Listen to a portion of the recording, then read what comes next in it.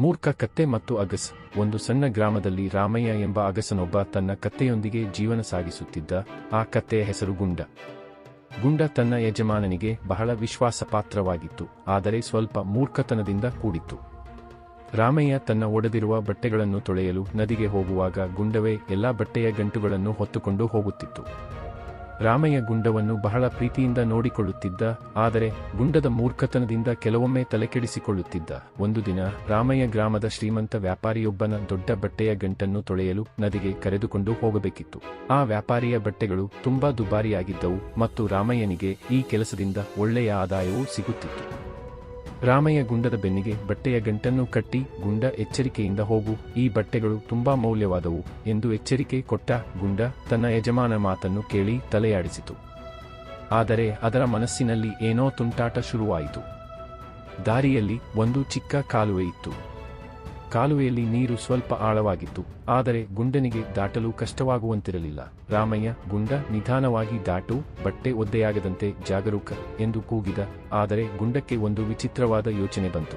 ನಾನು ಈ ಕಾಲುವೆಯನ್ನು ಒಂದೇ ಜಿಗಿತದಲ್ಲಿ ದಾಟಿಬಿಡುತ್ತೇನೆ ಎಂದು ತನ್ನ ಮನಸ್ಸಿನಲ್ಲಿ ಯೋಚಿಸಿತು. ರಾಮಯ್ಯನ ಎಚ್ಚರಿಕೆಯನ್ನು ಗಾಳಿಗೆ ತೂರಿ ಗುಂಡ ಒಮ್ಮೆಗೆ ದೊಡ್ಡ ಜಿಗಿತ ಹಾಕಿತು. ಆದರೆ ಗುಂಡದ ಲೆಕ್ಕಾಚಾರ ತಪ್ಪಿತು. ಅದು ಕಾಲುವೆಯ ಒಡ್ಡೆಗೆ ಎಡವಿ ಬಟ್ಟೆಯ ಗಂಟು ಜಾರಿ ನೀರಿನಲ್ಲಿ ಬಿದ್ದಿತು.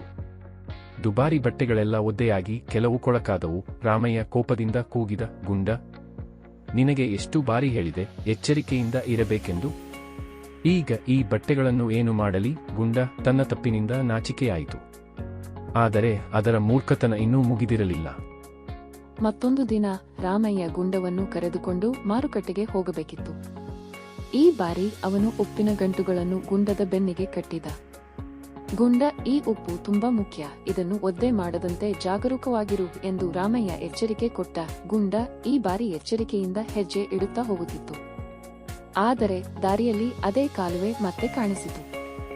ಗುಂಡಕ್ಕೆ ತನ್ನ ಹಿಂದಿನ ತಪ್ಪಿನ ನೆನಪಾಯಿತು. ಈ ಬಾರಿ ನಾನು ಜಿಗಿಯುವುದಿಲ್ಲ, ನಿಧಾನವಾಗಿ ದಾಟುತ್ತೇನೆ ಎಂದು ಯೋಚಿಸಿತು. ಆದರೆ ಅದರ ಮೂರ್ಖತನದಿಂದ ಗುಂಡ ಉಪ್ಪಿನ ಗಂಟನ್ನು ಕಾಲುವೆಯ ನೀರಿನಲ್ಲಿ ಇಳಿಯುವಂತೆ ಮಾಡಿತು. ಉಪ್ಪಿನ ಗಂಟು ನೀರಿನಲ್ಲಿ ಕರಗಿ ಹೋಯಿತು. ರಾಮಯ್ಯ ಗುಂಡವನ್ನು ತೀವ್ರವಾಗಿ ಗದರಿಸಿದ, ನಿನ್ನ ಮೂರ್ಖತನದಿಂದ ನಾನು ಎಷ್ಟು ನಷ್ಟ ಅನುಭವಿಸಬೇಕು? ಈಗ ಈ ಉಪ್ಪನ್ನು ಯಾರಿಗೆ ಮಾರಲಿ? ಗುಂಡ ತನ್ನ ತಪ್ಪನ್ನು ಅರಿತು ತಲೆ ತಗ್ಗಿಸಿತು. ಆದರೆ ಅದರ ಮನಸ್ಸಿನಲ್ಲಿ ಒಂದು ಹೊಸ ಯೋಚನೆ ಬಂತು.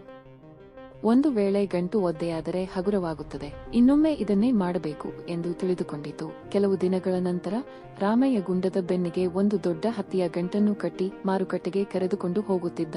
ಗುಂಡಕ್ಕೆ ತನ್ನ ಹಿಂದಿನ ಯಶಸ್ವಿ ಯೋಜನೆಯ ನೆನಪಾಯಿತು. ಈ ಬಾರಿ ಗಂಟನ್ನು ಒದ್ದೆ ಮಾಡಿದರೆ ಇದು ಹಗುರವಾಗುತ್ತದೆ ಎಂದು ಯೋಚಿಸಿ ಉದ್ದೇಶಪೂರ್ವಕವಾಗಿ ಕಾಲುವೆಯಲ್ಲಿ ಇಳಿಯಿತು.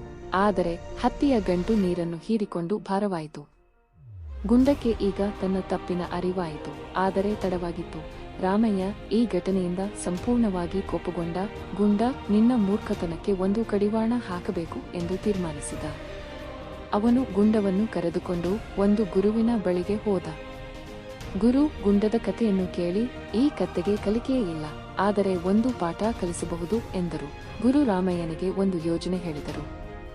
ಮರುದಿನ ರಾಮಯ್ಯ ಗುಂಡದ ಬೆನ್ನಿಗೆ ಒಂದು ಒಣಗಿದ ಹುಲ್ಲಿನ ಗಂಟನ್ನು ಕಟ್ಟಿದ.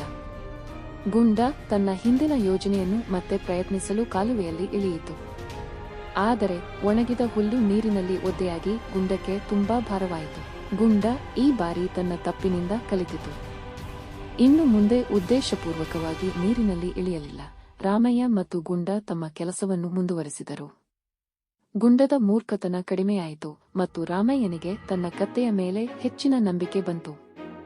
ಈ ಕಥೆಯಿಂದ ನಾವು ಕಲಿಯುವ ಪಾಠವೆಂದರೆ, ಮೂರ್ಖತನದಿಂದ ಕೆಲಸ ಮಾಡುವುದಕ್ಕಿಂತ ಎಚ್ಚರಿಕೆಯಿಂದ ಮತ್ತು ಬುದ್ಧಿಯಿಂದ ಕೆಲಸ ಮಾಡಿದರೆ ಯಶಸ್ಸು ಸಿಗುತ್ತದೆ.